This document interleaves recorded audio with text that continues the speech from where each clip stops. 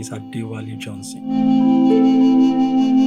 I am the third child of my parents among 5 children. When I was younger, I aspired to become a marine engineer. I was so passionate about my dream that I worked very hard academically to fulfill this dream. My family is an average one. We always had what we needed to survive, and sometimes even extra. My parents were diligent, disciplined, and God-fearing. So they brought I and my siblings up in the fear of the Lord. There is always a consequence for wrongdoing in my family to bring us back on track. As an adolescent, I began to have cravings for so many things. But the way I was brought up made me abstain from most of the illicit cravings, and my path was moral. Dewale, my guy, congratulations on your admission.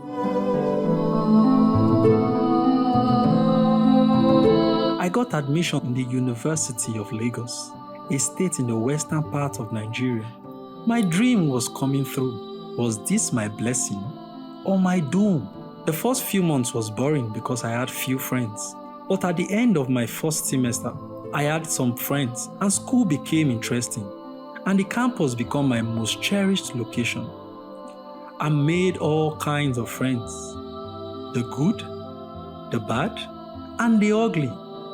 I was a lively person, so people always wanted me around them.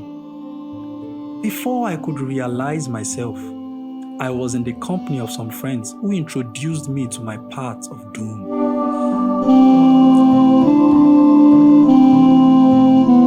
I loved their company, the vibe, the life.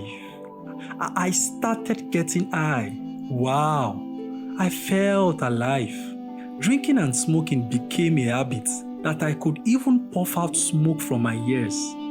My friends called me Shango, a god in the Yoruba tribe who emits fire. It makes me happy. I felt like a king. Soon enough, getting high was my priority. I smoked weed every morning. I took drugs to classes, got drunk in the night, then smoke again before going to bed. It just always make me feel good and kingly each time.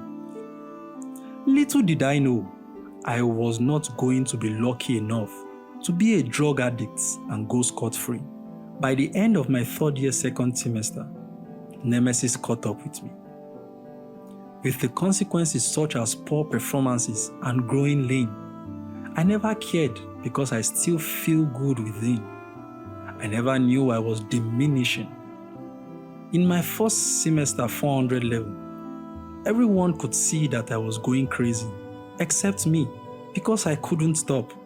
I wanted to, but I couldn't. By the end of second semester 400 level, when my behaviors were so obvious, my lecturers reported me to the head of my department, who in turn reported me to the Dean of Student Affairs. Adewale Johnson, you are rusticated from this institution.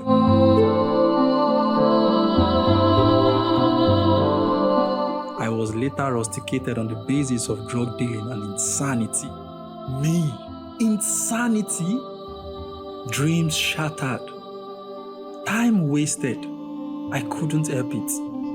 So I went home and I could see the disappointment in the face of my parents and siblings. They could do nothing but take me to the hospital for treatment because I looked so horrible. I was treated for 14 months. My husband, Dewale has been discharged, but he does not look better to me. My sanity was partially restored. I was very slow at doing things. My eyeballs had become really big and bloodshot. I hardly remember things. I couldn't go back to school, and every handwork I tried to learn proved hard, as I was always sluggish at it and couldn't remember what I was taught initially. This has been happening for years. Now I am 30 years old. I am an apprentice to a carpenter in my neighborhood. I don't know what will happen in the future, but for now, I am screwed and I don't have a life. This is my story.